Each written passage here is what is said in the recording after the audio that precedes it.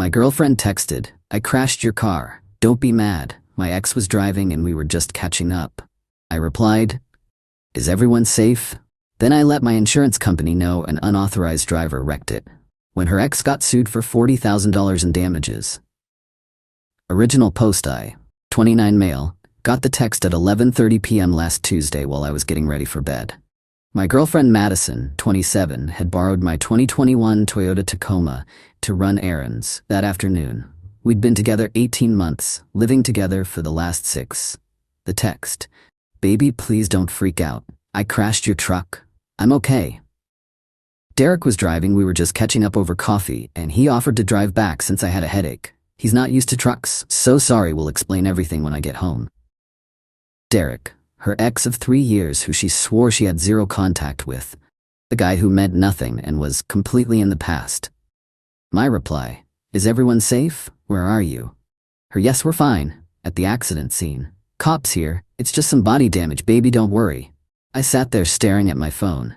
My truck, my pristine, fully paid off truck that I'd babied for 3 years, being driven by her ex, after she lied about who she was with.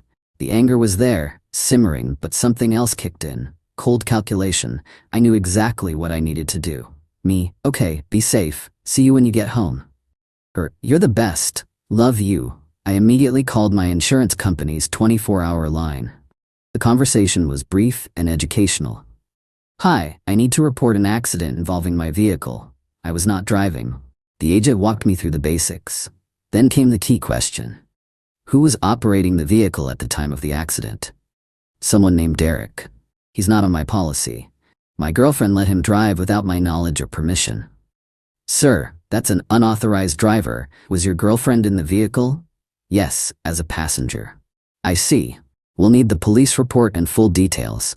Just so you're aware, with an unauthorized driver, they become personally liable for damages. Your comprehensive coverage may not apply to certain aspects." Perfect. Madison got home around 1 a.m. via Uber. Walked in looking sheepish but not nearly sorry enough. She launched into her story.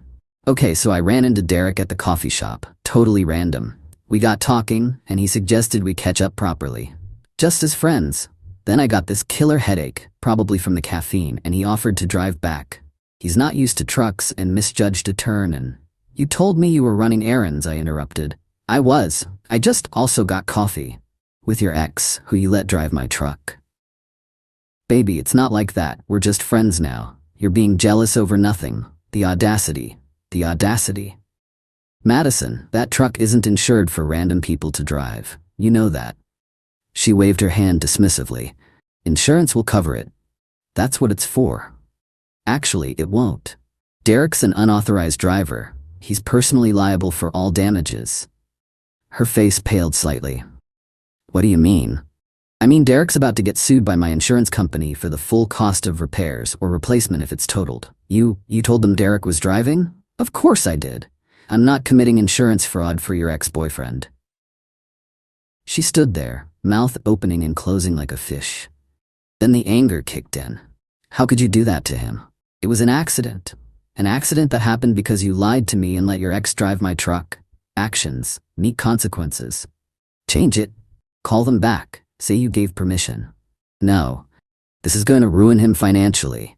"Then maybe he shouldn't have driven a vehicle he wasn't authorized to drive." She stormed off to the bedroom. I slept on the couch. Not because she kicked me out. It was my apartment, my name on the lease, but because I needed space to think. The next morning, I got photos from the insurance adjuster. The damage was extensive.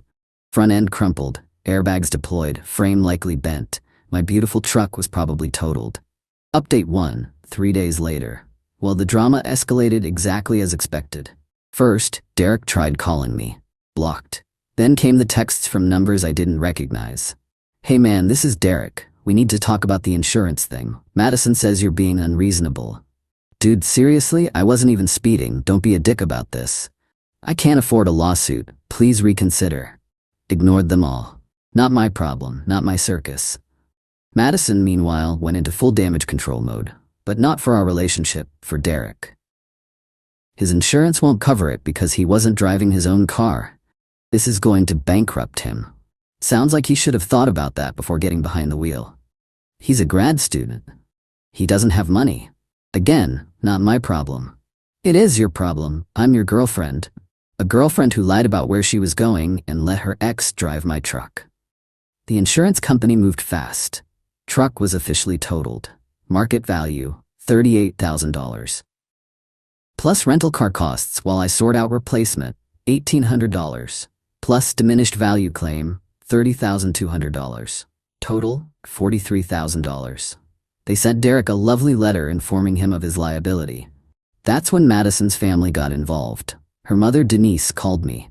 You need to fix this situation right now. No, that poor boy doesn't have that kind of money. That poor boy is 28 years old and made an adult decision. Madison made a mistake. You're punishing the wrong person. I'm not punishing anyone. I'm letting the legal process play out as it should. If you don't drop this, Madison's going to leave you. That's her choice. Denise hung up on me. 20 minutes later, Madison's dad, Robert, tried the man-to-man approach. Listen, buddy, I get you're upset, but destroying someone's financial future over a fender bender is extreme. It wasn't a fender bender. The truck is totaled. Insurance should handle it between themselves. Insurance is handling it. Derek's personally liable because he wasn't authorized. That's how insurance works. You could make this go away with one phone call. I could, but I won't. He called me several more colorful names before hanging up. Then came the social media campaign. Madison's sister, Ashley, posted some vague nonsense about certain people who claim to love you but destroy innocent bystanders' lives over petty jealousy. Their mutual friends started chiming in. The narrative being spun was that I was a controlling boyfriend getting revenge on Madison's friend because I was insecure. Here's what they conveniently left out. Madison and Derek dated for 3 years. They broke up just 8 months before she and I got together. She told me he was toxic and she'd blocked him everywhere. Yet somehow they randomly run into each other and spend hours catching up. I didn't engage with any of it. Just documented everything for potential future use. But the best part came yesterday. Madison tried a different tactic. She came home with takeout from my favorite place, wearing the dress I complimented once, acting all sweet. Baby, I've been thinking. You're right to be upset. I shouldn't have lied about meeting Derek. That was wrong. Okay. But punishing him financially isn't the answer. It's just going to create more drama for us. There is no us anymore, Madison. She froze mid-bite of her pad thai. What? You lied about where you were going. Met up with your ex. Let him drive my truck. And now you're more concerned about his financial situation than our relationship. We're done. You're breaking up with me over a car? I'm breaking up with you over lying and betrayal. The car just made it expensive for Derek. The tears started immediately. I made one mistake. No, you made multiple choices. Meeting Derek was a choice. Lying to me was a choice. Letting him drive was a choice, and defending him now? Also a choice. Where am I supposed to go? Your parents seem very involved. I'm sure they'll help. You're kicking me out? You have 30 days. That's what's legally required for month-to-month tenancy. I'll email you formal notice. She grabbed her phone and stormed to the bedroom. Could hear her sobbing on the phone with someone, probably Ashley or her mom. This morning I woke up to 27 missed calls. Not from Madison. She slept in the bedroom while I took the couch again. From Derek. Finally answered on the 28th call. What do you want from me? He was practically screaming. Nothing. I want absolutely nothing from you. The insurance company says I owe $43,000. Sounds about right. I don't have that money. Then you probably shouldn't have driven a truck you weren't insured to drive. Madison said it would be fine. Madison's not a lawyer or an insurance agent. Maybe don't take legal advice from your ex. She's not my ex. It's complicated. And there it was, the truth slipping out in frustration. Not complicated to me. She's your problem now. Enjoy the debt, both of you. Hung up and blocked his number too. Madison must have heard the conversation because she came storming out. Did he just say what I think he said? You tell me. Sounds like you two have been more than just friends catching up. It's not. We weren't. Madison, I don't care anymore. You have 29 days to find a new place. Update 2, 1 week later. The audacity continues to astound me. I genuinely thought I'd seen peak entitlement, but they keep raising the bar. Derek hired a lawyer, some ambulance chaser who sent me a letter demanding I cease and desist from malicious prosecution and retract false statements to my insurance company. Also demanded I pay for his legal fees. I forwarded it to my insurance company's legal department. They actually laughed, sent back their own letter explaining that 1. No false statements were made. 2. Derek admitted to driving the vehicle to police. 3. The police report confirms he was the operator. 4. He has no grounds for any claims against me. 5. If he continues harassment, they'll add a harassment charge to the civil suit.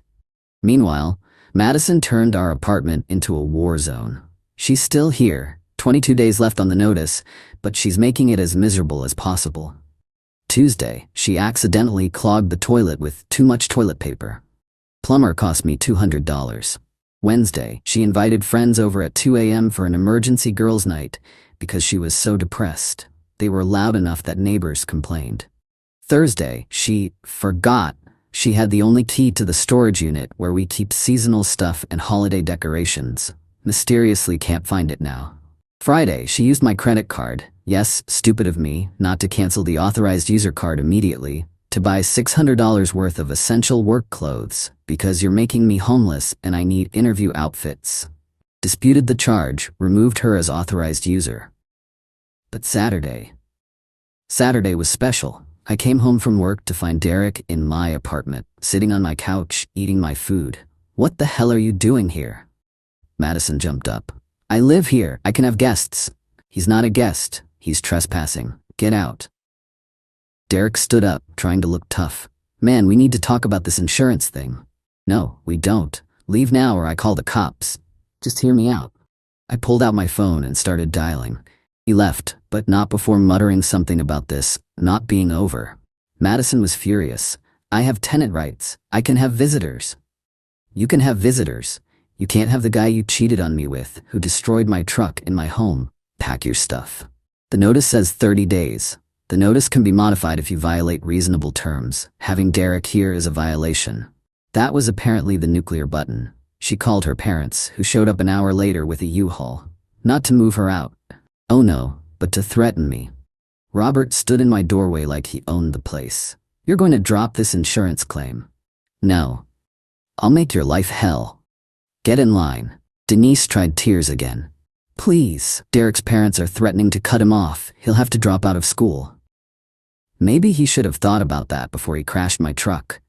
It was an accident. Driving without authorization wasn't an accident. That was a choice. Ashley, the sister, arrived next, adding to the circus in my hallway. You're such a small, petty man. No wonder Madison had to find comfort elsewhere.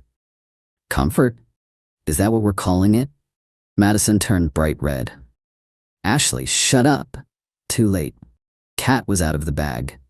So you admit it? I said calmly. You've been cheating with Derek. We weren't. It's not cheating. We were on a break.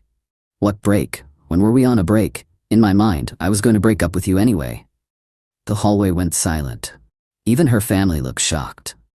Then it should be easy for you to leave now, I said. You have 48 hours. Robert stepped forward. You can't just...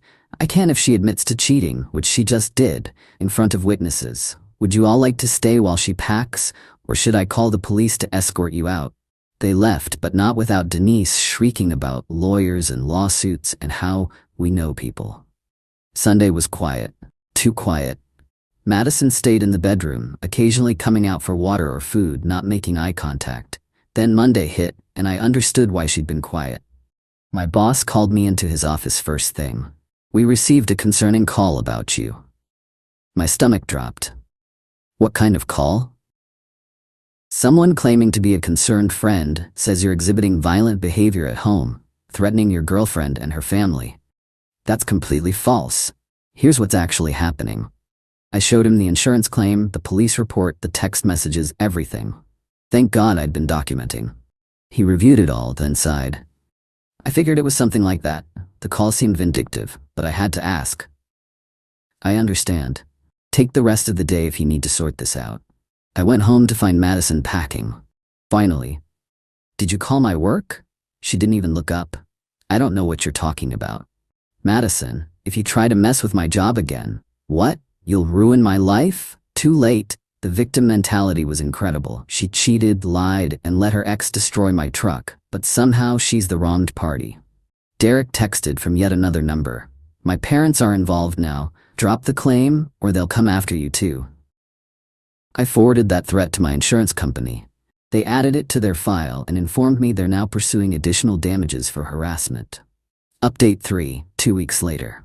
Madison finally moved out. Took her exactly 47 hours and 59 minutes for my 48-hour deadline. She left the apartment key on the counter, along with a note, "I hope you're happy destroying lives over your fragile ego. Derek and I are together now, and we're stronger for surviving your vindictiveness. Karma will find you." Karma found them first, actually. See, Derek's parents did get involved, but not how he expected. They hired their own lawyer to review the situation. That lawyer apparently told them Derek was completely screwed, and their best bet was to negotiate a payment plan with the insurance company. But here's where it gets beautiful. Derek's parents started digging into their son's story. Turns out this wasn't Derek's first rodeo with borrowing vehicles. He'd had his license suspended 2 years ago for reckless driving. It was reinstated, but he never told Madison, or me, or my insurance company. When that came to light, my insurance company amended their lawsuit.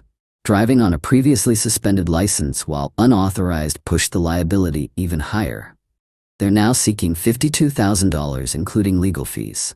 Derek's parents' response? They cut him off completely. Not just financially, completely. His dad actually called me, to apologize.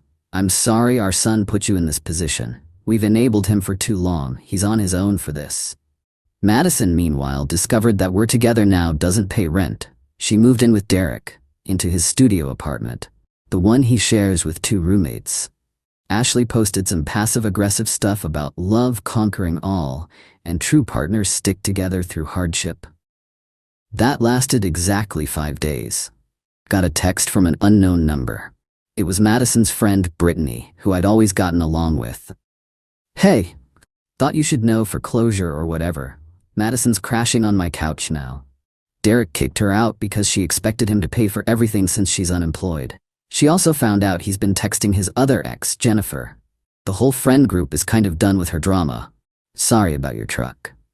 I thanked Brittany and wished her luck with her house guest. But the saga wasn't over. Because Derek, in his infinite wisdom, decided to try one more play. He filed a claim with his own insurance saying he was a permitted driver because Madison had authority to give permission. His insurance company contacted mine. Mine provided 1. The lease showing Madison isn't on it. 2. The vehicle registration in only my name. 3. Text messages showing I never gave permission. 4. Madison's own statement to police that she let Derek drive without asking me. Derek's insurance dropped him. Completely. Not just the claim. They dropped his coverage entirely for lying on a claim. So now Derek has $52,000 in debt to my insurance company. No car insurance, no parents. Support, no degree. Dropped out to work full-time to pay legal fees. No girlfriend. Madison bounced when the money dried up. Madison has no boyfriend. Derek dumped her. No apartment, can't afford one. No car, sold her 6 months ago because Derek would drive us everywhere. No friends, burned those bridges. No job, quit 2 months ago to focus on our relationship.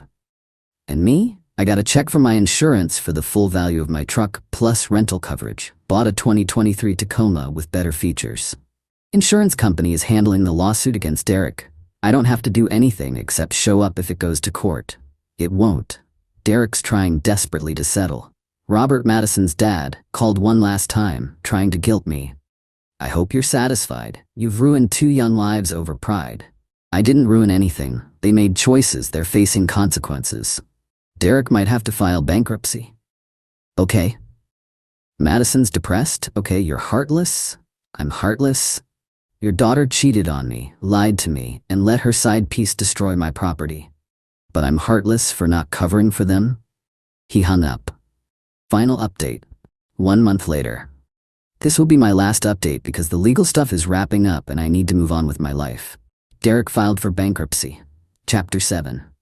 The insurance company got what they could, about $3,000 from selling his gaming setup and some collectibles, and wrote off the rest. My rates didn't even go up because I wasn't at fault and they recovered something. Madison. Well, Madison learned that actions have consequences. After Brittany kicked her out for borrowing money without asking, she crawled back to Derek, who had started dating Jennifer again. That went about as well as you'd expect. According to the grapevine, Madison had a full meltdown at Derek's apartment building, screaming about how he ruined her life and owed her for choosing him over stability. Security was called.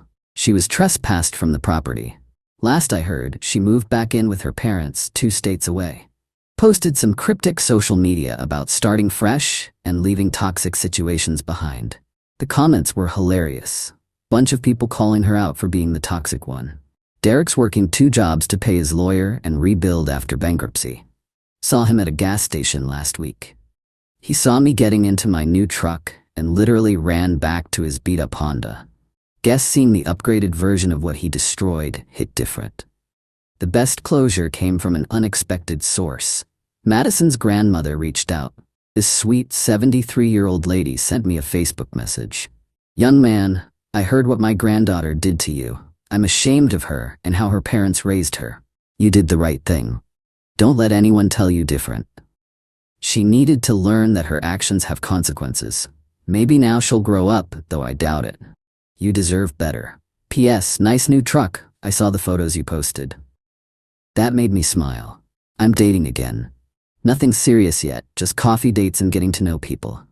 Being very upfront about boundaries and expectations. The experience with Madison taught me to trust my gut and not ignore red flags. My apartment feels like mine again. Repainted, rearranged furniture, got a new TV. Even got a dash cam for the new truck. Never again will anyone drive it without written, notarized permission. Kidding. But seriously, no one drives my truck but me now. Madison's family still occasionally tries to stir up drama. Ashley posted something about men who can't handle strong, independent women last week. The irony of calling Madison independent when she couldn't even pay her own phone bill made me laugh. Looking back, the title of my original post seems almost quaint now. "Don't be mad," she said, about letting her ex drive my truck. While she was cheating, the entitlement still amazes me. But here's what I learned. Standing your ground isn't cruel, it's necessary. I didn't ruin Derek's financial future. He did when he chose to drive a vehicle he wasn't authorized to drive. I didn't ruin Madison's life. She did when she chose to lie and cheat. I just refused to shield them from consequences. My insurance company sent me a satisfaction survey. Gave them 5 stars and wrote, they turned my ex's entitlement into a life lesson. 10/10 would let them sue Derek again. The agent who called to follow up actually laughed. To anyone reading this in a similar situation, document everything. Don't cave to emotional manipulation, and never ever let anyone who's not on your insurance drive your vehicle. Trust me on that last one. Ask Derek. Or don't. He probably can't afford the phone bill to answer.